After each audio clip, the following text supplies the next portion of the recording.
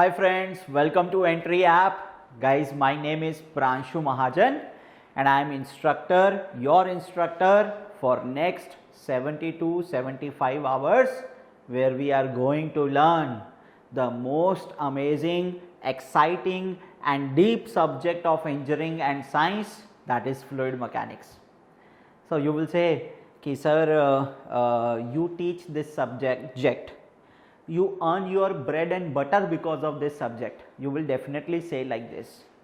But it is not only small people like me, but even the most brilliant minds ever like Archimedes or Leonardo Da Vinci, Leonard Euler, Joseph Louis Lagrange or Nikola Tesla, Albert Einstein and all the scientists of this current generation also like Michio Kaku and group. They believe that fluid mechanics is the key to our future. Fluid mechanics is going to unlock the future where we can travel with speed of sound, where we can go from one galaxy to the other galaxy and spread our colonies throughout the universe. Yes, this is what is believed. And why not? Because the concepts of fluid mechanics, they explain some very basic phenomena in nature. They will explain how birds fly. The same concept we have copied in our aeroplanes, airfoil shape, right? They will explain how this strider is standing on the surface of water, surface tension. And not only it is standing on surface of water, but when it is running on water, this 1 centimeter long insect can run at a speed of 50 centimeter per second. So how fast this insect is running. So such kind of concepts are explained by fluid mechanics. Why the hot air rises up, cold air falls down. This atmospheric current is responsible for the climate and weather patterns and therefore the geography in your area. The concepts of fluid mechanics explain how the sap is rising up in the tree, which is very important for nutritious food, है ना? So and many more phenomena are there in nature which are explained by fluid mechanics.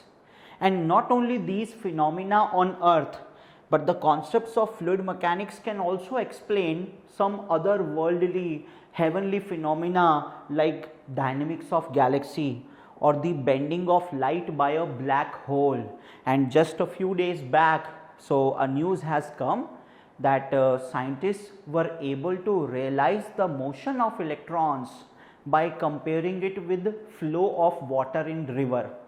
So just imagine motion of electrons, highly microscopic, extremely microscopic scale. The flight of bird, the flight of the motion of fishes, that is a scale which we can see. And then galaxies, an extremely large scale, extreme macroscopic scale. So from a very small scale to a very large scale, the concepts of fluid mechanics are applicable. And definitely after 3 or 4 hours, I will have a small video with you.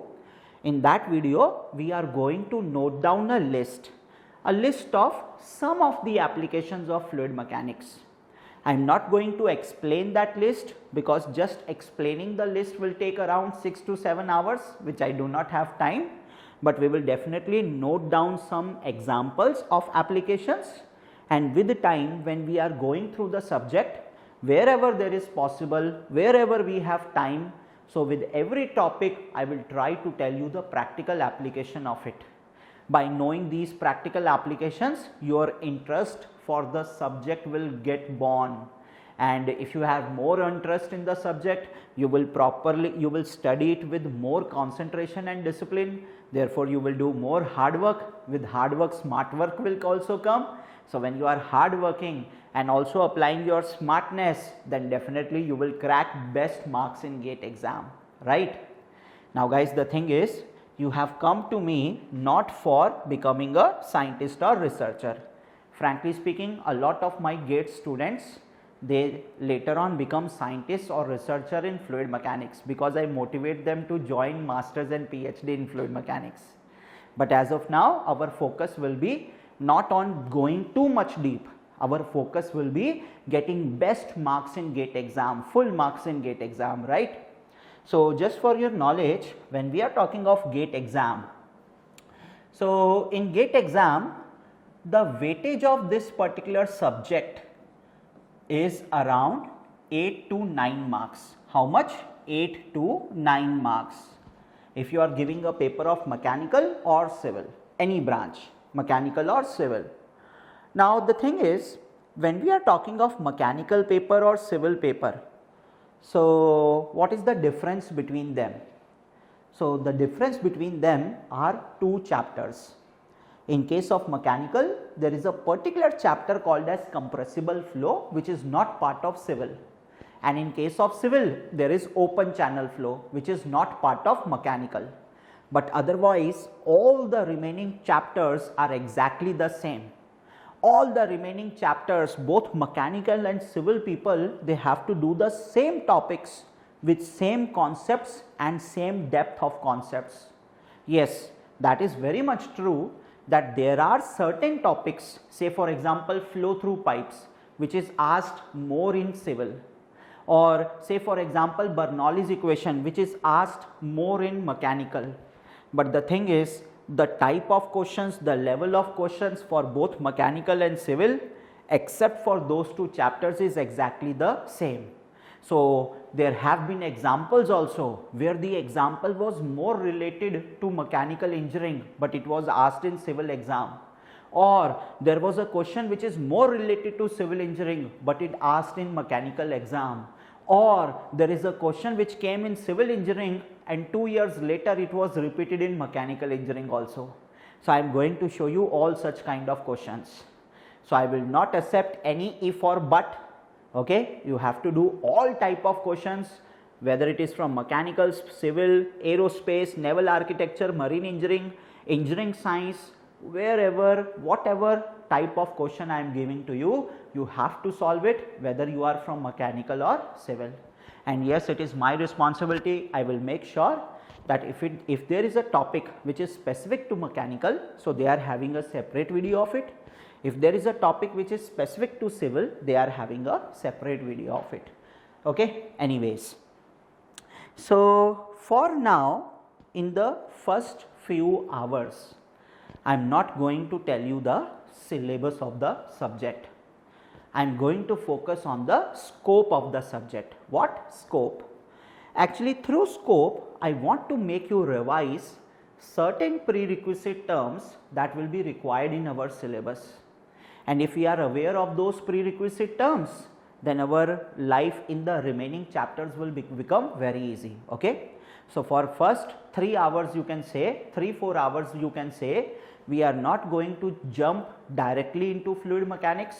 We will revise certain concepts from mechanics, from strength of materials, etc. Those concepts are actually going to help us in the remaining chapters. And also with time, I will keep on telling you what are the rules of attending this class which you have to follow. So there are going to be certain rules, and it is very important that all of you are following those rules. So you can start making notes from now. Okay. So what you will do, you will write down the subject name. So what is the subject name? Fluid mechanics. The name of the subject is fluid mechanics, and in fluid mechanics you can write down the first chapter name. You can say first chapter name, don't worry, I will tell you the exact syllabus, but in few hours. Okay. So you can write down chapter name.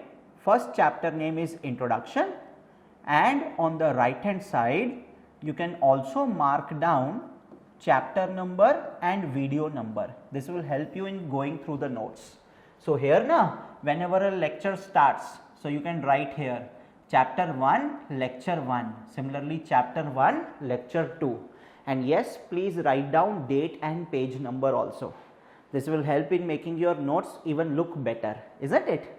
So when notes look better, you enjoy more while revising. So please note it down. So your first chapter is introduction, And in this introduction chapter, actually I am going to discuss the scope of the subject and application of the subject. So your very first topic is scope. Very first topic is scope. So who would let me know what is the meaning of the scope? Please press the pause button and let me know what is the meaning of scope. What is the scope of fluid mechanics? Anyone? Huh? So it's very easy. Sir, say for example, we have studied a subject of thermodynamics. So in thermo means heat.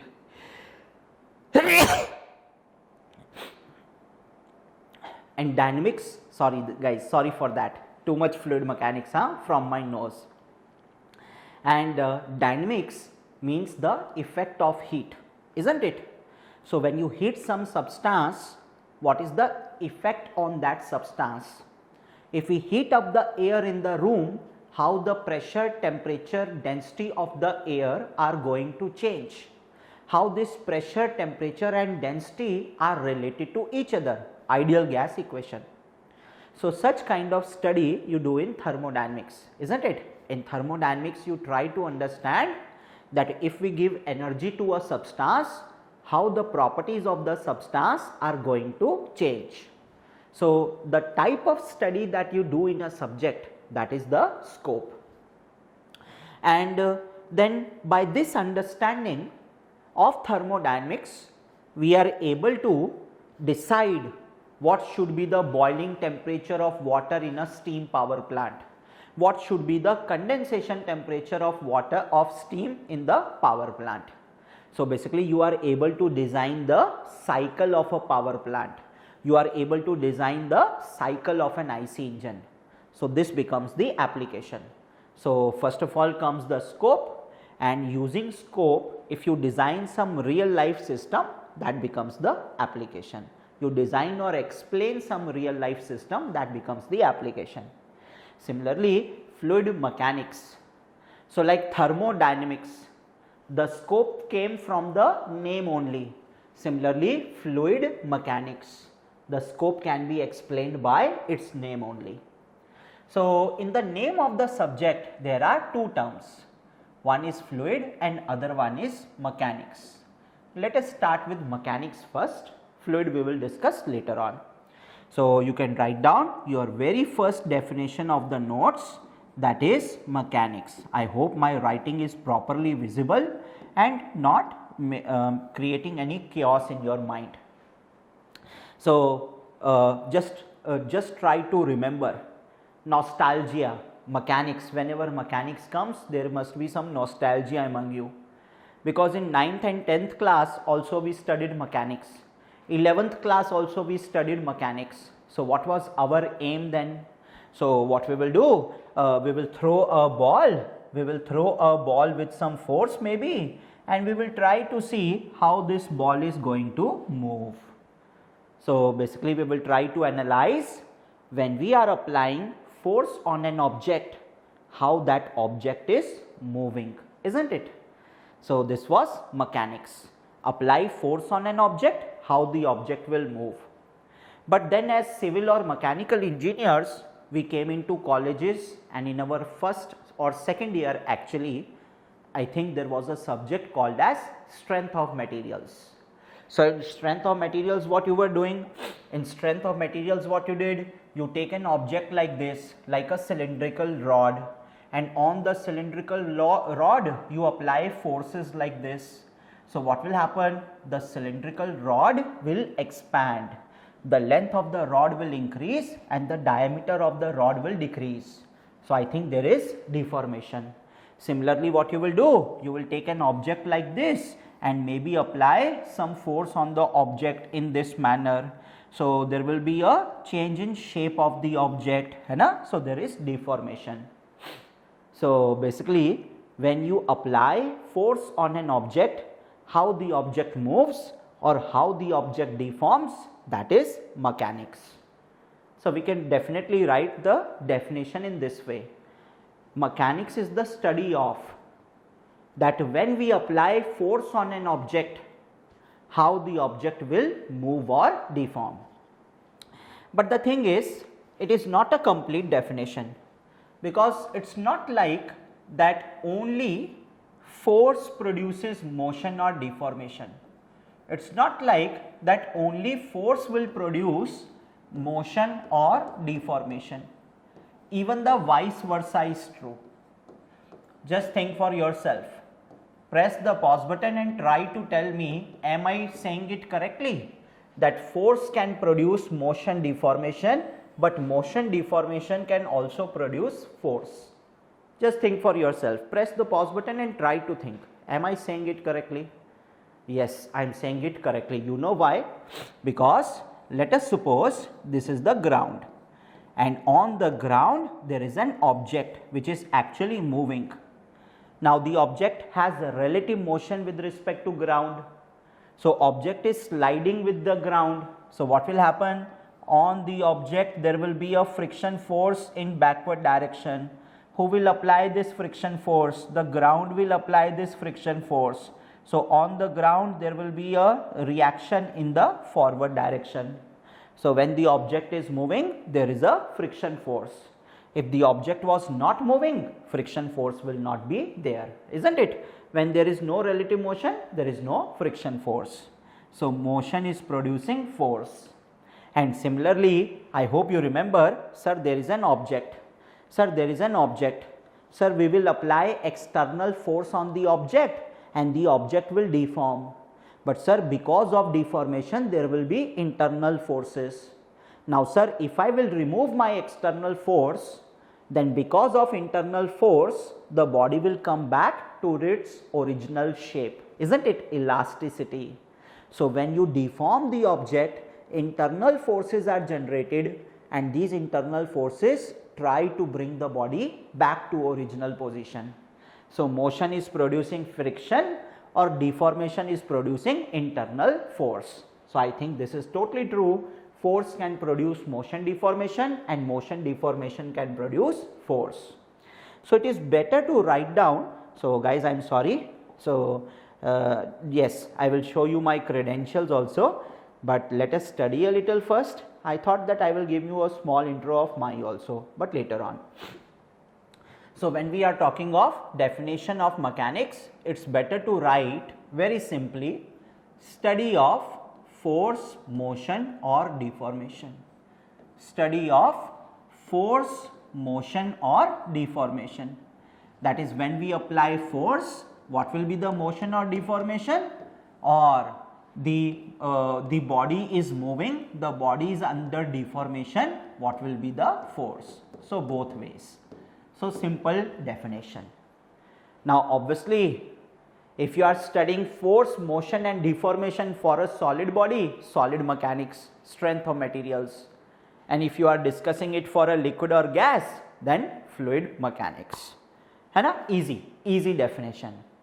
Now, so in the scope, you can see that there is force, there is motion and there is deformation. I know these terms are very simple for you, but actually these are the prerequisite terms. So it is better to have a revision of them, because then later on it would become easy for us. So in strength of materials, in engineering mechanics, you talk about force, motion, deformation. In fluid mechanics also, you talk about force, motion and deformation. So these subjects are very much similar. There is not much difference between these subjects. Okay. So there in strength of materials, you were talking about shear stress. Here also we will talk about shear stress. There you were talking about bulk modulus. Here also we will talk about bulk modulus. In engineering mechanics, you were talking of velocity, energy conservation principle, force is equal to mass into acceleration. Here also we will talk about velocity, energy conservation principle, force is equal to mass into acceleration. So please do not feel that this subject is different from mechanics or strength of materials. It is very much similar. Okay. So even though these terms you might have learned over there, but still we will revise it. And the very first term in the order, so let's revise force first, then we will revise deformation and then we will revise motion. Okay, this is how we are going to go. So the very first term we are going to discuss, that is force. So what is a force? What is a force? Yes, you are very much correct, very, very correct. Sir, force is a push or a pull. So, sir, when we are in the gym and we are doing push-ups, it is a push. And sir, we are doing pull-ups, pull, hai na? So, force is a push or pull. Very much correct, very simple definition. Now, guys, what happens is that there are so many types of forces. Sometimes weight, gravitational force, magnetic force, electric force, etc. Normal reaction, friction, isn't it? So many types of forces are there. But in fluid mechanics, what we will do, whatever may be the force, we will always classify the force into two types.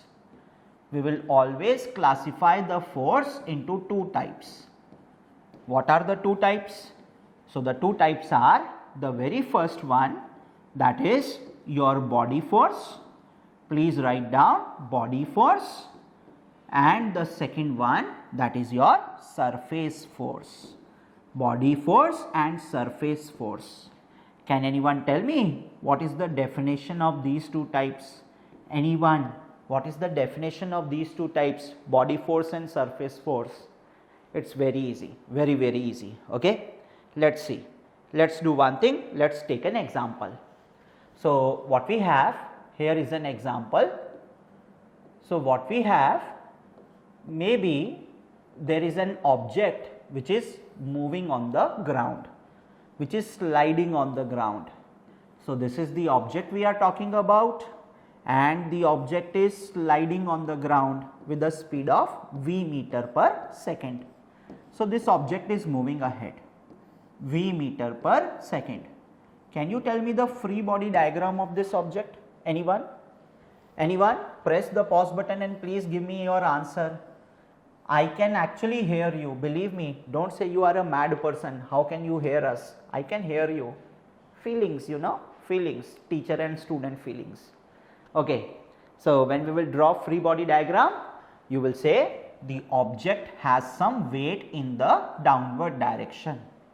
Object is in contact with the ground, and because of the weight, object will try to go down, but ground will stop it. How? By applying a normal reaction. And since object is in contact with the ground and sliding, therefore in between them there will be a friction force, right? I think this is how you show weight, normal reaction and friction force. Now let's see, out of them, which one is the body force and which one is the surface force? Yes, all of you who are answering that weight is body force, you are correct. And normal reaction, friction, they are surface force, again you are correct. But still, let me explain it, how it is, okay? Let me explain it. So, firstly, let me talk about the weight of the body. So, this is the body itself. Now guys, why this weight is acting on the body? So, weight means gravitational force, gravitational field, hai na? Weight means gravitational force, gravitational field. Now, what I can do, I can divide this body into so many particles. Let me divide the body into very large number of particles, very large number of small particles, very large number of small particles. Now, please don't think that particle is a molecule. Please don't think particle is a molecule. Actually, what happens is, here in the room there is some air. Let me cut this much air in front of you. This air from the entire body, this much mass from the entire body, this mass is called element. And if the size of this element is very small, then it becomes a particle. Now, how much small the size must be to call element as particle? That size is somewhere around 1 micrometer by 1 micrometer by 1 micrometer. Basically, if you have some air whose volume is 1 micrometer cube, so that much air can be called as particle. So how much is a meter? This much is a meter. 1/1000 of meter, that is 1 mm, and 1/1000 of 1 mm, that is a micrometer. So obviously I am talking about very small mass of the substance. That very small mass of the substance is called as particle. Now you will say, sir, how did you arrive at this data? Please don't worry. When the time will come, I will tell you a concept called as concept of continuum. So concept of continuum tells us what will be the size of a particle or size of a point. Please don't worry, in the chapter 2, that is the properties chapter. Which chapter there will be? Properties chapter. So when we are doing density then only I will explain you what is concept of continuum. So concept of continuum tells us whenever we say a fluid particle or a solid particle in strength of materials also. So particle means this much volume of substance. Okay. So what I have done, I have divided the entire body into very large number of small particles. Now every particle will have some mass. So what I will say, for particle there will be some mass. Mass into acceleration due to gravity will become weight of particle. Similarly, second particle, mass into acceleration due to gravity, third particle, mass into acceleration due to gravity, and so on. So every particle has some gravitational force, that is weight. So when we will add the weight of all particles, we will get total weight of the body, that is W, correct? I hope this is true, and I hope this is clear and no doubt is there, right? Now check, sum of the gravitational force of all particles gives the total gravitational force of the body, correct? Now I will take one example and then come back over here. So I am a teacher, I have with me maybe 100 toffees. How many toffees? 100 toffees. These 100 toffees I have given to the class, but to one student I have given 10 toffees, to other student 20 toffees, to third and fourth student I have given 25 toffees, and fifth student I have given 30 toffees. So basically the total class, which has 5 students only, total class has 100 toffees. Total class has 100 toffees, and this is the number of toffees with each student. So I can say the total number of toffees is distributed among the students of the class, right? Isn't it? Total number of toffees is distributed among the students of the class. So when we will add the toffees with each student, we will get the total number of toffees. Similarly, each particle has some weight. So when we will add the weight of all the particles, we will get the weight of entire body. So I can say the total weight of the body is distributed among the particles of the body, and these particles, what they do, they occupy the entire volume of the body, isn't it?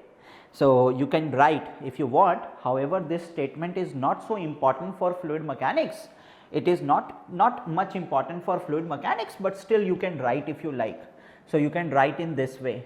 So weight of the body is distributed among the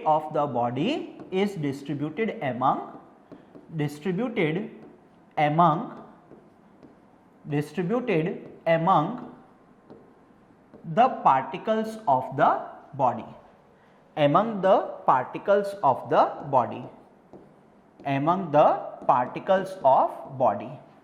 particles of body. Okay. Now please leave some space, only one space, and come to normal reaction also, just a little space like 2-3 lines, and let's see normal reaction also. Now guys, check, when we are talking of normal reaction, the normal reaction is acting on the surface of the body, And who is applying the normal reaction? Ground is applying the normal reaction.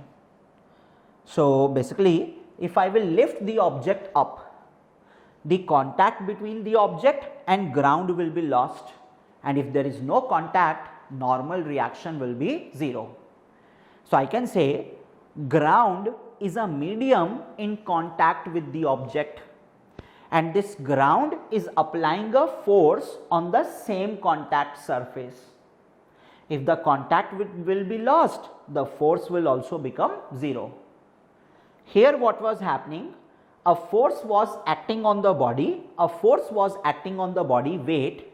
The weight was acting on the body because of a field, gravitational field, magnetic field, electric field. But for weight, for gravitational force, no contact is required. Say for example, here we have earth, and here we have moon. So earth is applying a gravitational force on moon. But is there any contact required? No, contact is not required.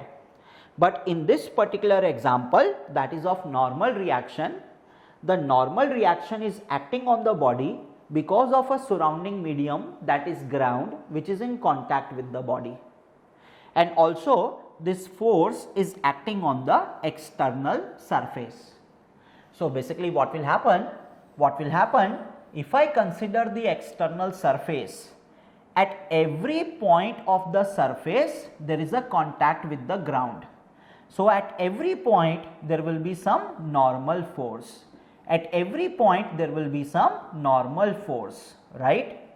So what will happen? At point 1 there will be normal force 1, at point 2 there will be normal force 2, at point 3 there will be normal force 3. So when I will add the normal forces of all points, I will get total normal reaction. So here we are adding the normal forces of all points, the points which lie on the surface. Here we are adding, in this example we were adding, just hold on guys. In this example what we were doing? We were adding the gravitational forces of all particles which were occupying the entire volume of body. So weight was acting on entire volume of body, but normal reaction is acting on only the surface of the body. This is the difference. So these forces which are distributed on entire volume of body and are a result of gravitational, magnetic or electric field, they are called body force. And these forces which are distributed on a surface of a body and are a result of surrounding medium in contact, are applied by surrounding medium in contact, they are called as surface forces. So here in the previous slide where I told you please keep some space, here you can write body force, and please don't worry, we will write the definition separately also, and in the second case you will write surface force. Here you will write surface force. Normal reaction is the example of surface force. Okay, so let's move on, let's see, let's write the proper definition. So guys, these things are very rough, so even I am making the notes in rough only. So you have also to follow the same strategy. This time in GATE Engineering Sciences, out of 35 marks fluid mechanics, 33 marks of fluid mechanics came directly from class notes. So this is the type of accuracy I can tell you. And from last 2-3 years, whether it is GATE exam or PSU exams, none of the questions are coming out of my class notes. So if you will follow me properly, if you will attend the classes with discipline, you will make down all the notes, you will solve the entire homework, I guarantee you, you will not find a single question which is coming out of your notes. Okay, so please follow the strategy. So when we are talking of body force, so in body force you can write the forces acting on a body,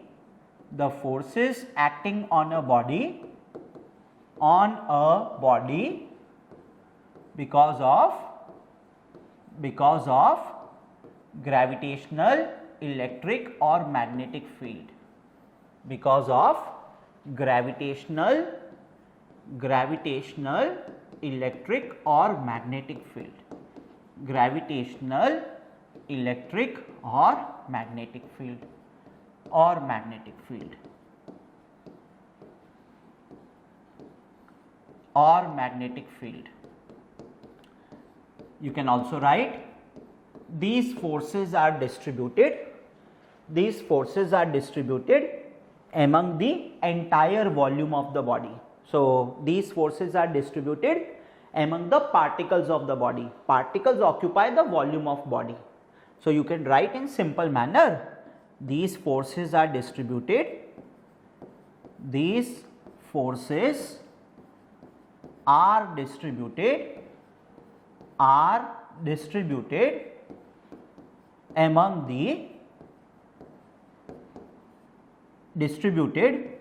the entire volume of body. Among the entire volume of body.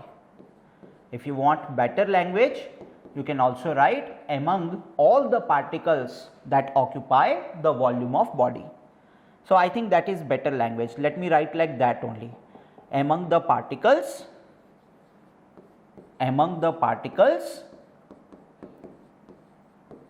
that occupy volume of the body. That occupy volume of the body. Volume of the body. Okay. So, what is the example? You can write example also. So, example is your weight. So, please note down the example, that is weight. Note down the example, weight, mg. Now, similarly, one definition for surface force also. So, very simple definition. So, obviously, you are preparing for GATE and ESC. No one is going to ask such question, what is body force, what is surface force. But if you are attending the exam of junior engineer, then you can have this kind of question, what is a body force, what is a surface force. So, when we are writing surface force, the force acting on surface of body, because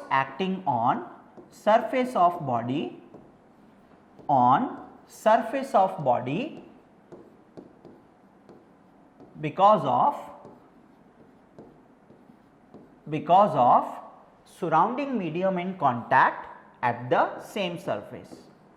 Because of surrounding medium in contact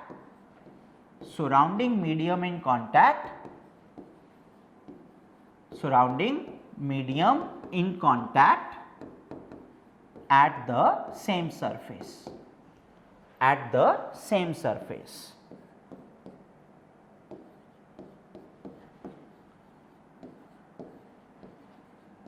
So, for these forces you can write, these forces are distributed among the points of contact surface.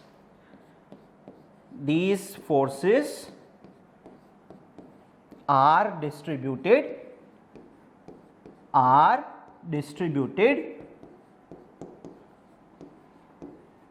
among the points of the surface.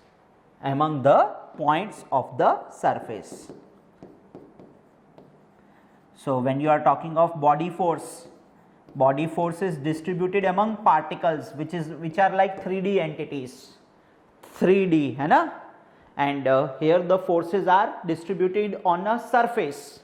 So, point on a surface, that is a 2D entity, right. So, this particle of air, 3D entity, this point on the surface, 2D entity. So, yes, you can write examples also just like previous one. So, we will have normal reaction and friction force. Okay. Now, guys, please note, when we are talking of friction, so why friction is a surface force? Because who is applying friction? Ground is applying friction. Surrounding medium in contact is applying friction. If the contact will be lost, friction will be 0. And where is the friction force acting? Friction force is acting on this surface. So basically at every point on the surface there will be some amount of friction force. So friction force on point 1, friction force on point 2 and so on. So when we will add the friction force on all the points, we will get friction force on surface. So friction force is a surface force, right? Now guys, please note, for the object, what is the surrounding medium in contact? Ground. And because of ground, there are two forces on the surface. In fact, I can write this in other manner also. Normal reaction, who is applying? Ground is applying. Friction force, who is applying? Ground is applying. So I think I can say the resultant force applied by the ground by contact is this much. This resultant force is called as surface force. So ground is applying how much force on the surface? Fs. For Fs, there is one component perpendicular to the surface, that is normal reaction, and one component parallel to the surface, that is friction force. So always remember, whenever a medium is in contact with an object, the medium will apply a surface force on object. For the surface force, we can write a perpendicular component, that is normal reaction, and we can write a parallel component which is not always friction but shear force. Okay, so please note like this, please make a note, what is the note? Any medium in contact with an object,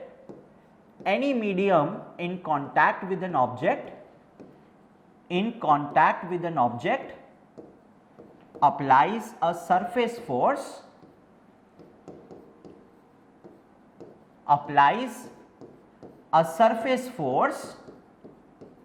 with an object, applies a surface force on the object,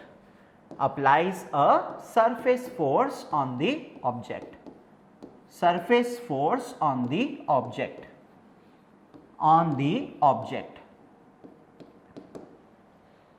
Say for example, this is a car, okay, and maybe the car is moving ahead or maybe the car is at rest, I do not know, but the air is a surrounding medium which is in contact with the surface of the car.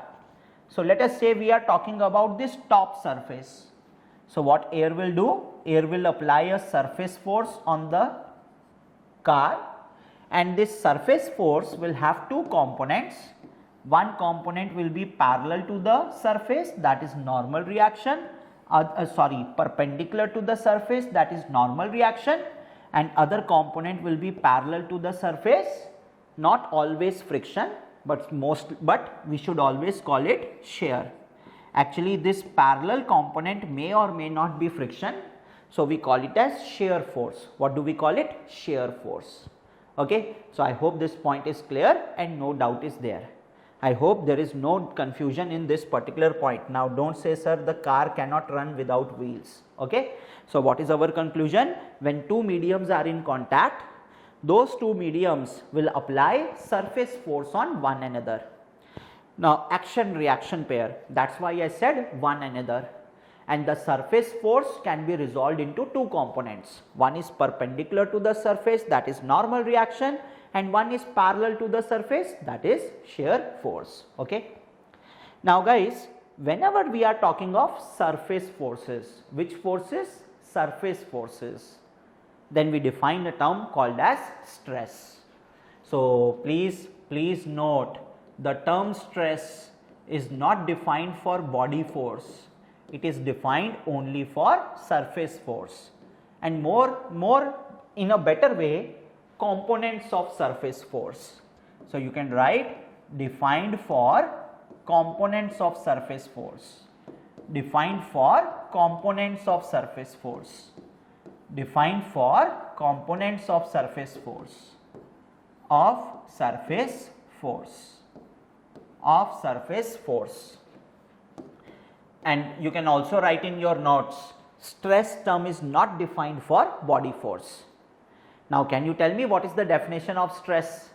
You have learned it in SOM. You have learned it in SOM. Anyone, definition of stress? So what you will say? You will say, sir, stress is internal resistance to force. Yes, you are very much correct.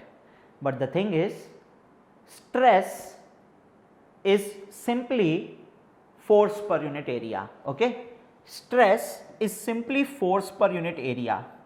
What you are talking about is internal stress. Stress is simply force per unit area. Force per unit area. Say for example, when we are talking of the same object which was sliding on the ground. So on every point of this area there is a normal force, and when we add all normal forces we get total normal force. So I think I can say this total normal force is distributed on this area which has a value of a meter square. So what you will say? You will simply say, on an area the value of normal force is n. So what is the value of normal force on unit area? So this normal force per unit area is stress. Similarly, on an area the value of shear force is F. So on 1 meter square what will be the area force? F upon A. So this force for unit area is stress. Now here we are talking of normal force. So here we will write as normal stress, and here we are talking of shear force, parallel force. So here we will write as shear stress. So the same free body diagram. So guys, just hold on. I think we will need some more slides. So this is your object. This is your object. On the object a normal force is acting, but normal force is distributed on this entire area. On the object a shear force is acting, but shear force is distributed on the entire area. So these forces can also be shown like this. So this is the object. This is how the normal stress, that is sigma, is acting. So normal stress is represented by the symbol sigma, that is n upon A, and shear force is represented by shear stress with the symbol of tau. So tau is small f upon A and sigma is n upon A. Okay. Now check. Why did I say external stress, internal stress? I told you na. So internal resistance to deformation is internal stress. This is external force. This force is acting on the body externally on its surface, isn't it? So that's why this is external stress. What kind of stress is this? External. Don't worry. We will do one thing. We will discuss 1 or 2 more points. Take a break, and in the next break I will tell you about internal stress also. Don't worry at all. But please note one thing till now. So when we are talking of stress, sigma or tau. Sigma or tau. So what is stress? Stress is simply force per unit area.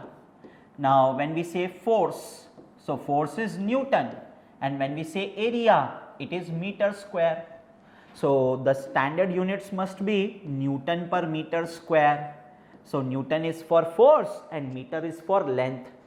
So we can also use the term kg force. We can also use the unit kg force instead of Newton, and similarly meter. So let me do one thing. Let me not write like this. So this is the standard unit, है ना? And what we can do, instead of Newton we can write kg force. Instead of Newton we can write kg force. We can write dyne also, and we can write pound also, pound force also, isn't it? I hope you guys are aware of this. And when I am talking of meter, so instead of meter we can write centimeter, we can write inch, we can write feet, we can write mm also, isn't it? So any combination, dyne per centimeter square or kg force per mm square, pound per inch square, any such kind of combination, will be the units of stress. Now say for example kg force.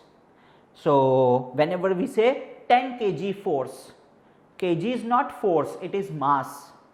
but 10 kg mass has some weight. How much? 10 into 9.81, 10 into g. So 98.1 Newton is the weight. So whenever we say 10 kg force, it means the force is equal to weight of 10 kg. So force has a value of 98.1 Newton. Now it is your homework to check how much dyne is equal to, how many newtons the dyne is equal to, how many Newton pound force is equal to. Okay, this is your homework. But in GATE exam, most probably the unit that you will get is Newton per meter square, or sometimes Newton per mm square, Newton per centimeter square. These units we do not get in GATE exam because they are not SI units, but still it is your responsibility, you have to check. I will ask you later on how much dyne is equal to 1 Newton, how much pound force is equal to 1 Newton. Okay. Now when we are talking of Newton, Newton is not a standard unit. So what are fundamental units? Fundamental units are those of mass, length and time, kg, meter and second. So what I can do? 1 Newton per meter square. So when I am talking of Newton, Newton means force, that is mass into acceleration. So mass will be kg and acceleration will be meter per second square. So Newton per meter square. So 1 meter and meter will cancel out, and obviously denominator of numerator will come down, denominator of numerator will come down. So this is equal to 1 kg per meter second square. I hope this is correct, no doubt is there. So same thing can be written like this also. Now the units are only in fundamental terms, mass, length and time, isn't it? So when we are talking of kg, so instead of kg you can use gram, you can use milligram, you can use pound, you can use slug. So it is your duty to check how much pound is equal to a kg, how much slug is equal to a kg. I am not going to tell you, but this is your duty to check. This is your very first homework of this subject. Similarly, instead of meter, again we can write centimeter, we can write what? We can write millimeter, we can write feet, we can write inch, and when we are talking of seconds, so instead of second we can write minute also, we can write hour also, isn't it? Now check. So I think someone says slug per inch square hour, inch hour square, slug per inch hour square. So that will also become the unit of stress. Okay. Why I am focusing on units so much? Because in fluid mechanics the units are asked very frequently, whether it is mechanical or civil. In 2021, so units of kinematic viscosity were asked. Okay, so these are common questions, and actually there is a chapter in our syllabus, dimensional analysis, where dimensions are very important. Even if you do not know what is the reason behind the drag force on a car, even if you do not know the physics behind the drag force on a car, still by help of dimensions you can find a formula which will help you design the car. This is the power of dimensional analysis. Even if you do not know fundamentals, still you can design your systems just by knowing the dimensions. So dimensions become very important, units become very important. So you can see what are the units: kg per meter second square. So if someone is asking you the dimension of stress, you will simply say, so kg means mass power 1, per meter length power -1, per second square time power -2. So these are the dimensions of stress. So I think we will break the video here. So let us try that the video is not very long. In the next video we will continue with stress only. So I will tell you about internal stress, I will tell you about more stress circle, and for now we will also see why stress is a tensor. For now this much be sufficient discussion for stress. If anything else is required in our syllabus of fluid mechanics, then whenever the time will come, I will definitely tell you. So I hope you enjoyed your first video. It was very simple. Don't worry, initially things will be very slow, but with the time lots and lots of practical applications will come and you will definitely enjoy it. Just to give you a brief idea about myself, so my name is Pranshu Mahajan, and it's been like around 8 years since I have been teaching for competitive exams. So like right now I taught you for around 40-50 minutes, hai na? So I have more than 5,000 hours of teaching experience, and I have taught throughout the country in various cities, especially Bangalore, Ahmedabad, Vijayawada, Chennai, Mysore, Coimbatore, Pune. So especially these cities I have taught a many number of times, and there are lots of my students who are like settled in PSUs, and lot of my students who are doing research in fluid mechanics after being motivated from my classes. I have also worked as an HOD for a pan India company. As of now I am focusing only on teaching, but yes, I have management experience also, and I have recruited and trained more than 50 teachers who are working in different academies, teaching different subjects, and whom you follow on YouTube. Actually many of them were recruited and trained by me. Then apart from that, yes, I have lot of experience in content making, and now I have this much experience that questions are coming from my content only. So you will find a lot of things which are not there in the books. You will find a lot of corrections which will make here the things which are wrong in the book, and you will find kind of questions which you have never seen anywhere else. You just solve those questions and all your concepts will be clear. If concepts will be clear, then definitely you will score very high. So hope for the best. I hope all of you come out with flying colors, and if there is any problem you face later on, you can definitely let me know. So see you in the next session. Take a break of few minutes. Please revise first. In the next video I will also tell you the importance of revision. So we will continue where we have left. We will talk more about stress, and then we will start talking about deformation as well. Thank you. Bye bye.